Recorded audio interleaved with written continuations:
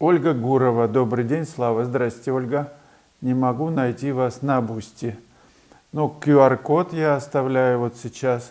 Либо в описании к видео есть прямая ссылка. И заходите на этот канал, где я размещаю очень много интересного материала и приглашаю вас в гости.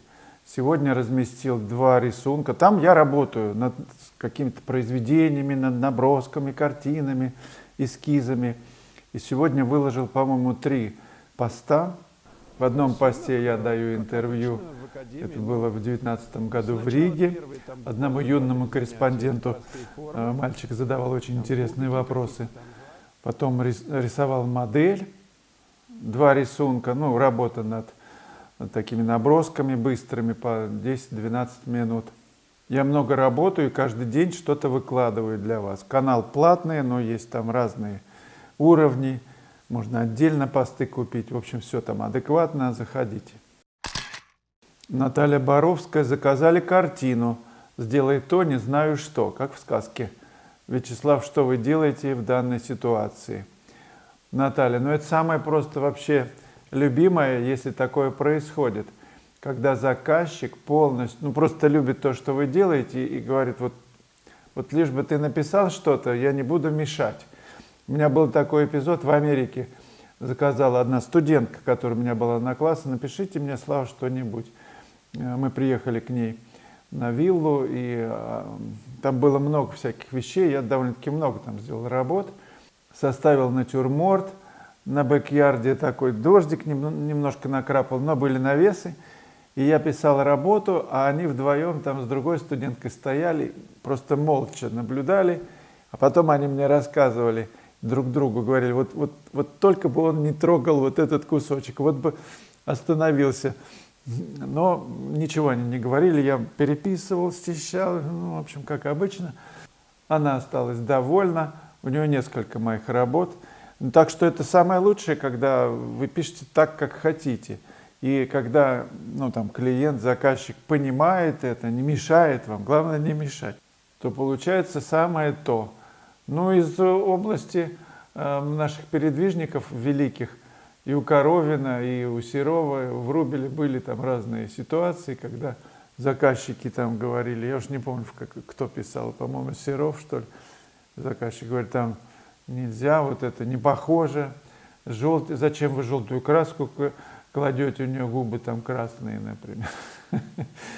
Но самый мощный эпизод, когда Серов писал какую-то величественную даму, королевич, ну какую-то, не помню, ну назовите, кого он там писал, и она тоже подошла, высказала свое чего-то там фи, он протянул кисточки, говорит, пишите сами, и ушел. Вот ему можно было.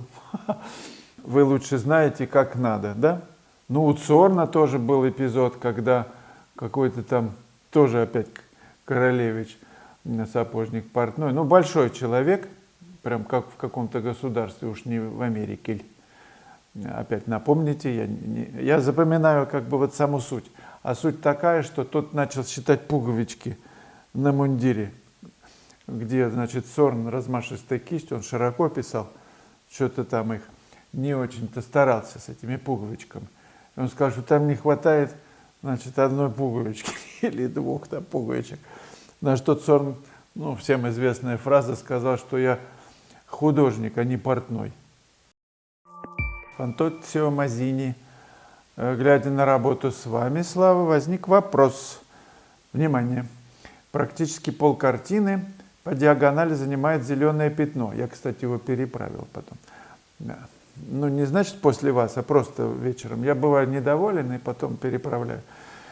Теперь его там нет в этом. Это самое пятно. Вот она, собственно, работа. Вот тут уже много чего. Об этой работе речь. Ну, так вот, было пятно простое. Ну, в первом варианте. Значит, там ничего не происходит. Теперь происходит. Оно бы у меня вышло скучным, замученным. Как вы справляетесь с большими однообразными цветовыми, одноцветными кусками на полотне? Как их сделать живыми и интересными? Я намеренно, Фантоцио, значит, делаю такие пустые кусочки, намеренно. У меня была одна работа, Я ее писал на пленэре международном в Риге, ну, в одном хуторе, там, в деревне такой, собирали нас много художников из разных стран. И я писал одну девушку, которая там тоже художник, она из Риги, позировала на стуле. И я намеренно сделал вот эту зелень за ней просто вот одним пятном. И кто-то в комментариях где-то когда-то там писал, что это вообще это забор, что ли, или что это такое за зеленое пятно. Мне нравится сочетание живописности, ну как бы детализации с отсутствием вообще чего бы то ни было, с пустотой, с простотой. Я прям получаю особый кайф, когда вижу такие работы, они редки. И сам, когда работаю, я всегда помню, вот какое бы место мне написать, где зритель будет отдыхать, где я отдыхаю. Вот не все записывать, а оставлять место для тропинку такую, где можно пройти к кровати. В комнате, представляете, заходишь, там все разбросано, вещи везде, там ботинки, еда на полу, например. Вот надо, вот аккуратно должно быть как-то в картине. Я помню еще, когда я учился еще на оператора и режиссера, и там были мастера, конечно, операторского искусства, которые говорили о загруженности, перезагруженности кадра. Они мыслили категориями кино.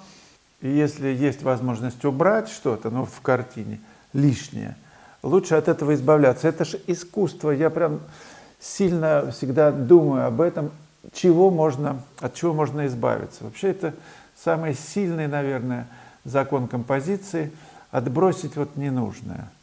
То, что не очень важно, то, что мешает легкости, простоте восприятия, вот какой-то вот лаконичности.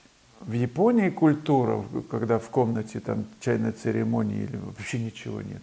Вот вообще ничего. Там какой-то пуфик, там, деревянная штучка, такой пустотный дзен такой. Мне это очень нравится, и сделать в картинах, в работах, есть по возможности в каждой, может быть не в каждой, чтобы они, конечно, разные были, элемент тишины, такой промежуток, я называю, промежуток, тишина, пустота, когда вот между двумя нотами, что называется, звук-то мы слышим, ноту нажали, бум, она звучит, бум, и вот это вот между двумя и находится самая истина. Привнести этот метод в живопись, на мой взгляд, дорого стоит. Такой вот знак. Иероглиф, движение кистью, одно. Вот почему одно, один мазок, каждый мазок имеет ценность, понятно, но какой-то из них, самый важный, значит, все остальные нужно подчинить. Подчинить – это значит их сделать менее важными. Пусть бегут неуклюже, такой ник. Шнитке не стеснялся брать материал для своих жемчужин у других композиторов. Я не знал об этом. Но это известно. Поговорите с любым музыкантом, композитор, который что-то сочиняет. Компиляции всегда в ходу. И даже Поль Маккартни бегал там по своим знакомым и спрашивал: вы случайно не слышали такую песню «Yesterday»? Он напевал: нет, не слышали. То есть он думал, что он заимствовал, где-то услышал. В мозгу всякие разные варианты вертятся, и когда человек сочиняет музыку, у него может возникнуть сомнение, что уже такая или иная фраза уже была. Я не думаю, что Шнитке специально уворовывал у кого-то, да, там такое он насочинял, что воровать такое вообще невозможно, мне кажется. Скажите, знатоки Губайдуллина и Шнитке, действительно ли он что-то там заимствовал. Друзья, напомню о живых классах, которые в ближайшее время состоятся. Один в Плёсе с 9 по 13 апреля, и потом в Италии. С 1 мая по 5 мая будет класс на озере Гарда.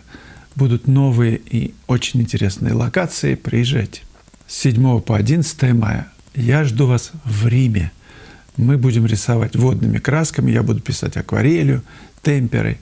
Это будет незабываемый класс, лучший город на Земле. Записаться на все мои классы можно на сайте, либо присылайте мне письмо в WhatsApp, либо на почту, куда хотите, в соцсети, в Telegram. Я вчера и сегодня в Гурзуфе писал одну работу на чеховке, цветение такое волшебное, миндаль цветет, я не знаю, беленькие цветочки, вишня, наверное. И в мастерской заканчивал. 2 часа материала я заснял для вас, который выложу на Бусти, как я работал над этой картиной. И мне хотелось передать буйство цветения. В общем, все счищалось, переписывалось, как обычно. Видео будет считаться всю ночь, 7 часов по расчету, 2 часа материала. И завтра оно будет доступно на Бусти. Это мой новый канал. Спасибо тем, кто подписался, и мы там уже активно общаемся. Друзья, не забывайте отмечаться в журнале. Декану мне нужно отчет, староста должен сдать отчет о присутствии вашем. Задавайте вопросы, комментируйте, делитесь с друзьями. Ну и лайки ставьте, пожалуйста. Пока.